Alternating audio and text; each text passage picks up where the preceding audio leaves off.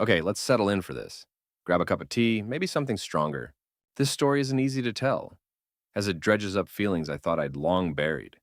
But perhaps sharing it can resonate with others who've navigated the tricky currents of family expectations, business, and finding your own way when the path laid out. For you feels like a cage. It's about the quiet ache of being undervalued, the difficult choices we face, and ultimately, the strength it takes to claim your own space in the world, even if it means stepping away from the legacy you were born into. For nearly 15 years, my life revolved around the rhythmic clang and whir of Miller and Sons Manufacturing. It's more than just a company.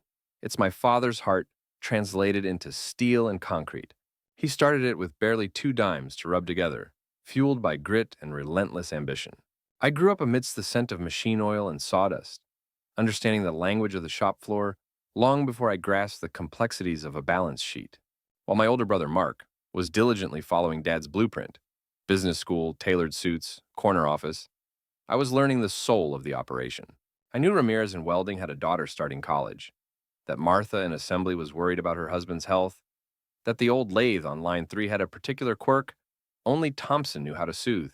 This was the lifeblood of Miller and Sons, the human element Mark seemed to view as mere variables in his profit projections. Dad, bless his heart, saw the company's future solely through Mark. Mark was the heir apparent, groomed from day one. I was dependable Sarah. Good with the hands-on stuff, reliable, always there, but never seriously considered for leadership. It manifested in countless ways, small cuts that accumulated over time. In strategy meetings, I'd pinpoint a bottleneck in production, suggest a practical fix based on worker feedback.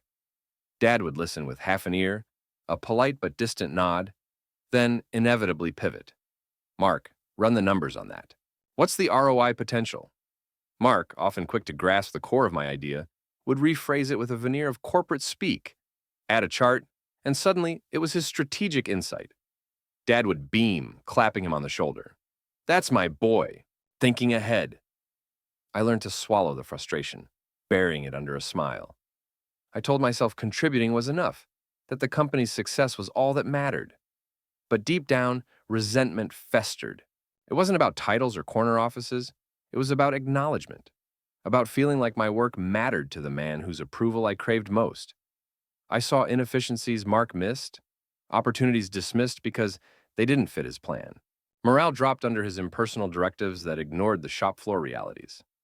Leaving felt like tearing out a part of my history. This place was woven into my identity, but staying felt like suffocation, compromising my intelligence and ambition.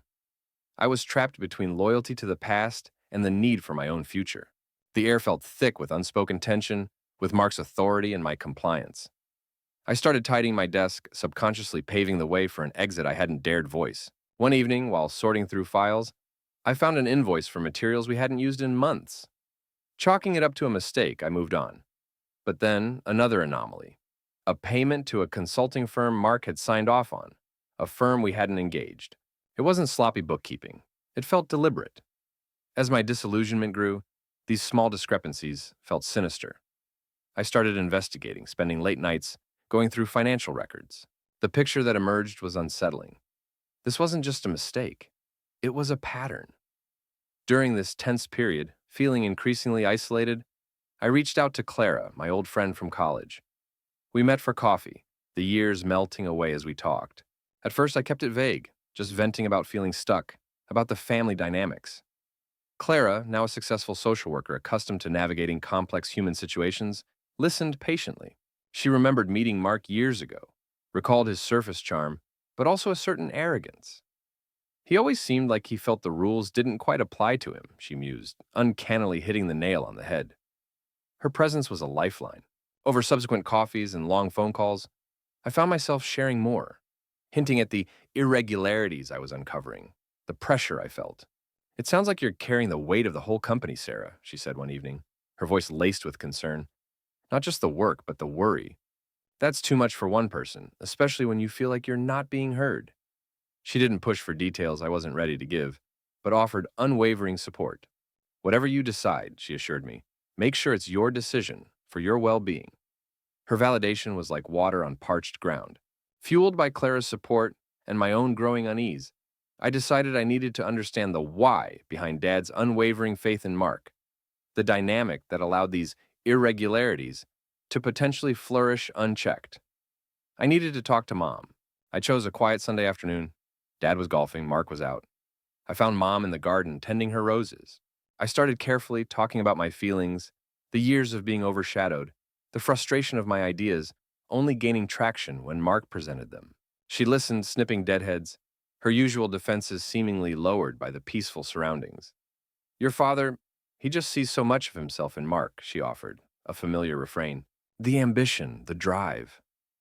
But Mom, I pressed gently, sometimes ambition crosses lines, and Dad doesn't see it. It's like he can't see it. Why? She hesitated, her gaze distant. Then, slowly, hesitantly, she began to speak about her own father. Not the kindly grandpa I vaguely remembered, but a man who was emotionally volatile, critical, controlling. He'd belittled her dreams of becoming a landscape architect, insisting her place was in the home. He made me feel small, she whispered, tears tracing paths through the light dust on her cheeks. Like my thoughts, my hopes, didn't matter unless they served him. Twist 2, Mother's hidden past. She confessed that marrying Dad, supporting his burgeoning business, felt like purpose, but she'd carried that ingrained feeling of inadequacy with her.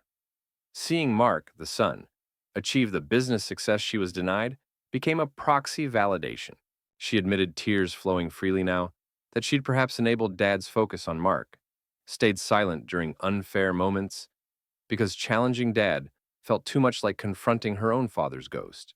And maybe, just maybe, she'd been afraid that if Mark wasn't the perfect heir, Dad's carefully constructed world, her world, would crumble. It was a heartbreaking confession. It explained so much, her passivity, her defensiveness of the status quo. It didn't excuse the years of hurt, but it reframed them. My mother wasn't just ignoring my feelings. She was trapped in her own history, projecting her fears and unfulfilled dreams onto the family structure. It added another layer of tragic complexity, another burden of understanding I now carried. But it also strengthened my resolve. I couldn't let her history dictate my future. The conversation with Mom, while shedding light on the past, didn't change the present danger. My late-night digging continued, driven now by a clearer, colder sense of urgency. The final pieces clicked into place one Thursday night. I traced the payments to Apex Strategic Solutions through a series of transfers that ultimately led back to a shell corporation registered offshore. The directors? Pseudonyms. But the incorporation documents, filed hastily, contained metadata linking them back to Mark's personal lawyer. Apex wasn't a consultant, it was a funnel.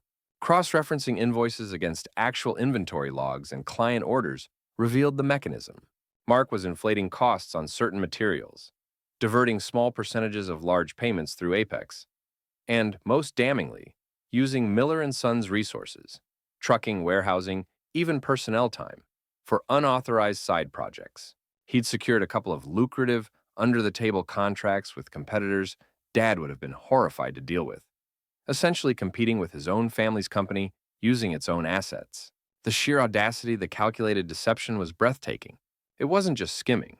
It was a sophisticated betrayal that risked not only financial ruin through penalties and lost trust if discovered, but potentially serious legal consequences for the company, landing squarely on Dad as the owner. I felt physically sick.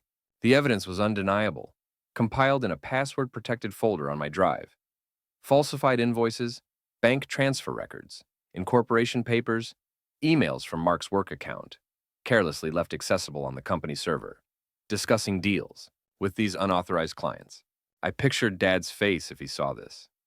The pride he took in his reputation, his integrity. This would utterly devastate him. Just as I was saving the last file, the office door creaked open. My blood ran cold. Mark stood silhouetted in the doorway, holding a briefcase.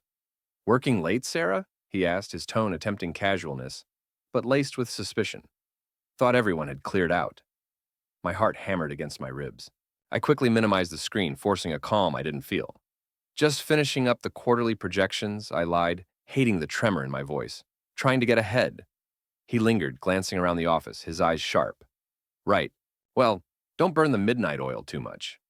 He gave a tight smile that didn't reach his eyes and disappeared down the hall.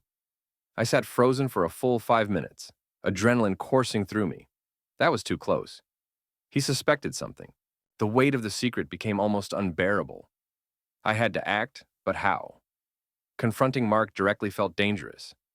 Going to Dad felt cruel. Yet, doing nothing felt like enabling disaster. The moral tightrope I was walking felt impossibly thin. The near miss with Mark left me rattled and intensified the pressure cooker atmosphere. Mark became noticeably more watchful, occasionally making pointed remarks about company loyalty, or dropping by my office unexpectedly. Dad, oblivious, continued to praise Mark's sharp business acumen, making the dramatic irony almost unbearable. My conversations with Clara became my sanity check. "You're holding on to dynamite, Sarah," she warned. "Keeping it secret is hurting you, regardless of what you decide to do about him."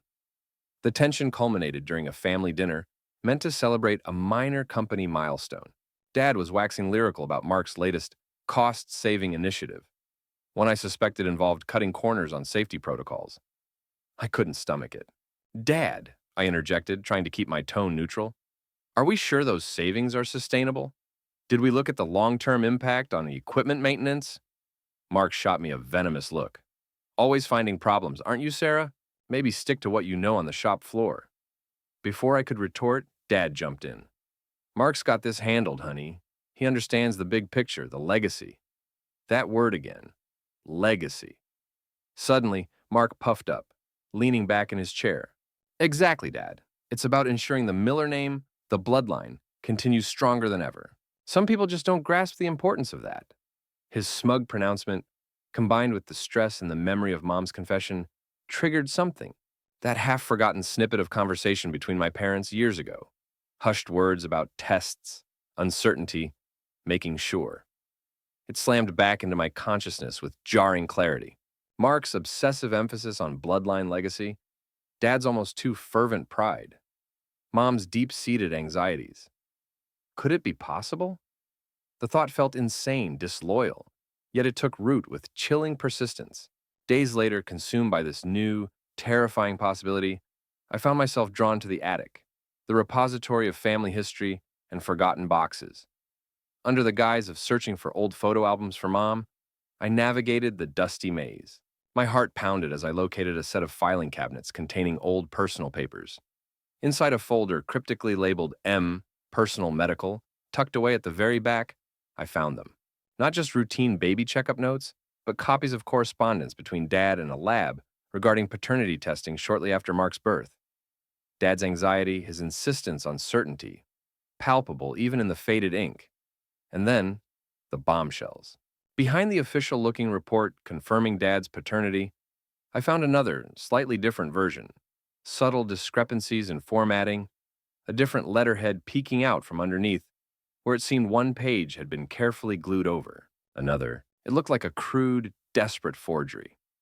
My breath hitched, and beneath that, slipped into a plain envelope, was a carbon copy of a letter from a private investigator, dated nearly a decade later. Dad had clearly harbored doubts. The letter detailed the investigator's findings, confirmation that the original lab report had indeed been substituted. The PI outlined his strong suspicion, based on discrete inquiries and timelines related to Mom's brief, long-ago affair, which the letter referenced obliquely, that Mark was, in all probability, not Dad's biological son. In Twist 4, paternity test revelation, the investigator speculated Dad had received this confirmation years ago, but had chosen, for reasons unknown, perhaps to protect Mom, perhaps the family image, perhaps his own complicated feelings, to bury the truth and maintain the fiction. I sank onto a dusty trunk, the papers trembling in my hand. The attic air felt thick, suffocating. It wasn't just about Mark anymore, or even the company's finances. The entire narrative of my family, the bedrock of identity and legacy Mark lorded over us, was built on a deliberate foundational lie. My mind raced, replaying scenes from our childhood, adolescence, adulthood, now cast in a stark, new light. Mark's relentless drive to prove himself, his almost desperate need for Dad's approval, was it fueled by some unconscious insecurity? Some inkling that his place wasn't as secure as he pretended? Dad's fierce, sometimes overly compensatory pride in Mark? His insistence on the bloodline? Was it a way to convince himself? To bury his own doubts in the pain of that long-ago betrayal? And Mom's constant anxiety, her enabling of the skewed dynamic. How much was driven by guilt, by the fear of the secret ever coming to light? Everything felt fractured, unreal. The brother I resented but was still tied to by blood and history might not share that blood after all. The father I adored despite his flaws had potentially been living a lie, perpetuating a fiction that had deeply impacted both his children. The mother whose pain I'd recently glimpsed was entangled in a deception far deeper than I imagined. Who were these people? Who was I in relation to them now? The revelation didn't simplify things. It made them exponentially more complex, more painful. The knowledge sat like a lead weight in my gut. What did this mean for Mark's fraudulent activities? Did it make them worse or somehow tragically understandable as the actions of someone subconsciously railing against a false identity? What did it mean for Dad's legacy? Was it all a carefully constructed performance? The urge to confront them, to lay the papers out and demand the truth, warred with a paralyzing fear of the fallout. This wasn't just about business anymore. It was about the fundamental identity of our family. Exposing this could shatter us beyond repair. Yet, the silence, the knowing, felt poisonous. It tainted every interaction, every memory. I felt utterly adrift, holding secrets that could detonate everything I'd ever known, unsure of which fused to light, or if I should simply try to walk away before the whole thing inevitably exploded. The weight of knowing felt heavier than the weight of being overlooked ever had. Living with the dual knowledge of Mark's fraud and the paternity secret was corroding me from the inside out. Family dinners became excruciating exercises in biting my tongue. Work felt like walking through a minefield. Mark's arrogance seemed to escalate, perhaps sensing a shift he couldn't pinpoint. Dad seemed more stressed, the financial irregularities possibly creating pressures even his willful blindness couldn't completely ignore. I felt trapped, the options stark: expose everything and trigger mutually assured destruction, or stay silent and let the rot continue, consuming both the company and my own conscience. Clara's words kept replaying. Make sure it's your decision for your well-being. My well-being wasn't served by staying entangled in this web of deceit and dysfunction. Revenge felt hollow. Destroying the company to punish Mark would hurt too many innocent people, including Dad, regardless of his complicity in the paternity lie. But I couldn't stay. I needed a plan, a path forward, not just a way. My thoughts kept circling back to my quiet passion, the one Dad dismissed as a hobby: sustainable design, natural textiles, creating beautiful, functional things with integrity. It felt like the antithesis of the murky dealings at Miller and Sons. Could I turn that passion into something real? The idea was terrifying. Leaving the devil I knew, the guaranteed paycheck, the family structure, however flawed, for the utter uncertainty of a startup. I decided to seek advice, not from someone enmeshed in our family drama, but from someone objective Dad respected: Eleanor Vance. She was a formidable retired CEO, sharp as a tack, known for her ethical leadership. Getting a meeting wasn't easy, but I persisted. I laid out my situation carefully, focusing on my desire for independence, my skills in process and design, my frustration with being undervalued, and my commitment to ethical business practices. I didn't explicitly detail Mark's fraud or the paternity issue, but I alluded to discovering unsustainable and ethically questionable practices that made staying untenable for me. Eleanor listened intently, her sharp eyes missing nothing. She asked probing questions about my vision, my skills, my fears. Many family businesses struggle with succession and recognizing diverse talents, Sarah, she said finally, her tone kind but direct. It takes courage to acknowledge when the path laid out for you isn't yours to walk. Your passion for sustainable design isn't just a hobby, it's a viable, growing market. But starting requires more than passion. It requires grit, a solid plan, and capital. Over several weeks, Eleanor became an invaluable mentor. She helped me refine my business plan for evergreen designs, connected me with ethical suppliers, advised on funding options, and crucially, helped me navigate the emotional complexities of separating from the family business. Think of it not as destroying their legacy, she advised, but as starting your own, on your own terms. Build something you can be unequivocally proud of. Her practical guidance and moral clarity were exactly what I needed. With Eleanor's help, I secured a small business loan, found a modest workshop space, and began sourcing materials.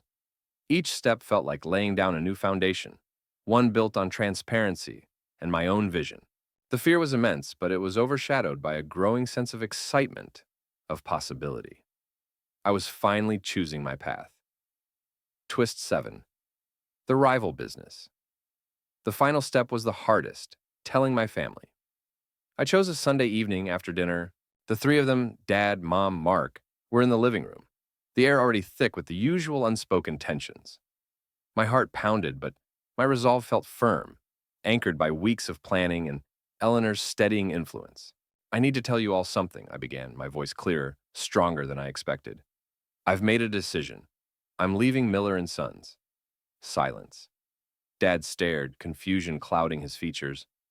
Mom drew a sharp breath. Mark's eyes narrowed instantly. I'm starting my own company, I continued, meeting each of their gazes. It's called Evergreen Designs. It's focused on sustainable home goods and textiles. Dad found his voice first, laced with hurt. Leaving? Just like that. After everything I've built, everything we've given you? This company is your future. Dad, I appreciate everything, I said, keeping my voice even. But my future isn't here. I need to build something myself, something that reflects my own values and skills. Mark practically spat the words out. Your values? This is a betrayal, Sarah. You think your little craft project can compete? You're turning your back on this family, on Dad. His face was red, his anger palpable, perhaps fueled by the fear that my departure might somehow expose his own precarious position. This isn't about competing, Mark, I replied calmly.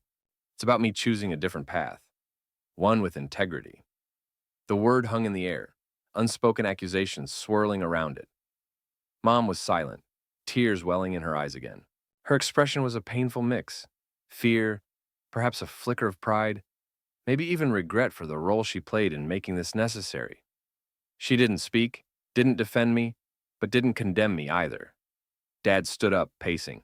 Abandoning us, he muttered, shaking his head. After all these years, I don't understand. I'm not abandoning you, Dad, I said softly but firmly. I'm choosing me. I need to do this. I didn't raise my voice, didn't list my grievances, didn't reveal the secrets simmering beneath the surface. My leaving, my creation of something new and ethical. That was my answer to the years of being overlooked, to the secrets and lies. It was my boundary, clearly drawn. My last day will be in 2 weeks. I'll ensure a smooth transition for my responsibilities. The air crackled with unresolved emotions. Mark stormed out of the room. Dad sank back into his chair, looking older, defeated. Mom just wept silently. I stood there for a moment, the architect of this painful but necessary rupture. Then I turned and walked out, not looking back. The weight on my shoulders felt immense, but for the first time, it felt like my weight to carry, not theirs. The weeks following my departure were predictably icy. Communication dwindled to clipped, necessary exchanges about handover details. Mark refused to speak to me directly. Dad was distant, steeped in hurt and confusion. Mom sent occasional hesitant texts, asking if I was okay, but avoiding the core issues. The silence from the family I'd known my whole life was profound, echoing in the spaces they used to fill. Launching Evergreen Designs was all-consuming, a whirlwind of long hours, steep learning curves, and the constant hum of anxiety mixed with exhilaration. There were setbacks, supplier delays, funding hiccups, moments of crippling self-doubt, where Dad's disappointed face or Mark's angry accusations echoed in my mind. But Clara was my rock, always ready with encouragement or a reality check. Emily, my partner, whom I met shortly after leaving Miller and Sons, brought laughter and perspective, reminding me there was a world outside family business drama. And Eleanor provided invaluable mentorship, guiding me through the treacherous early stages with wisdom and pragmatism. My chosen family rallied around me. Slowly, Evergreen began to find its footing. Orders came in. Customers responded enthusiastically to the designs and the commitment to sustainability. Seeing my ideas come to life, receiving positive feedback for work that was wholly mine, began to heal the old wounds of being overlooked. It wasn't about proving my family wrong. It was about proving to myself that I could succeed on my own terms, building something positive and ethical from the ground up. My self-worth, once tied so tightly to my place within Miller and Sons, began to anchor itself in my own achievements, my own integrity. The holidays that first year were strained. I attended the obligatory family dinner, maintaining polite but firm boundaries. The conversation was stilted, avoiding any mention of Evergreen or the circumstances of my leaving. The secrets I carried, Mark's fraud, the truth of his parentage, remained mine alone. Sometimes the burden felt immense, the injustice of it all simmering beneath the surface. I hadn't exposed them, not yet. Part of me felt it wasn't my place, that the truth had its own way of emerging. Another part recognized that using those secrets as weapons would make me no better than the manipulators I'd escaped. My power lay not in destruction, but in creation, in building my own life, my own success, cleanly. News travels in small towns, though. Rumors began to circulate about financial difficulties at Miller and Sons. Suppliers grew wary. Dad looked increasingly worn down whenever I saw him. Mark's bravado seemed brittle. I suspected the house of cards was wobbling. Whether due to Mark's continued recklessness or external pressures, I didn't know for sure. I felt a pang of sadness for Dad, caught in the middle, but I knew intervening, trying to save the company now, would pull me right back into the toxic dynamic I'd fought so hard to escape. My responsibility now was to Evergreen, to myself, and to the ethical standards I'd set. There's no perfect ribbon-tied ending here. Family relationships remain complicated, tinged with hurt and unspoken truths. Reconciliation, if it ever happens, will require accountability I haven't yet seen from them. But I've found a different kind of peace. It's the peace of knowing I faced difficult truths, made hard choices, and acted with integrity. It's the satisfaction of seeing Evergreen designs flourish, a testament not to a bloodline legacy, but to passion, hard work, and ethical commitment. My legacy isn't the one I was born into. It's the one I am consciously building, seed by seed, in new, fertile soil. I've learned that sometimes the strongest family ties are the ones you choose, and the greatest respect you can earn is your own. Walking away was the hardest thing I've ever done, but stepping into my own life, under my own name, has been the most rewarding. The door to my past isn't locked, but I'm no longer standing on the threshold waiting to be invited in. I'm out here under the open sky, tending my own garden,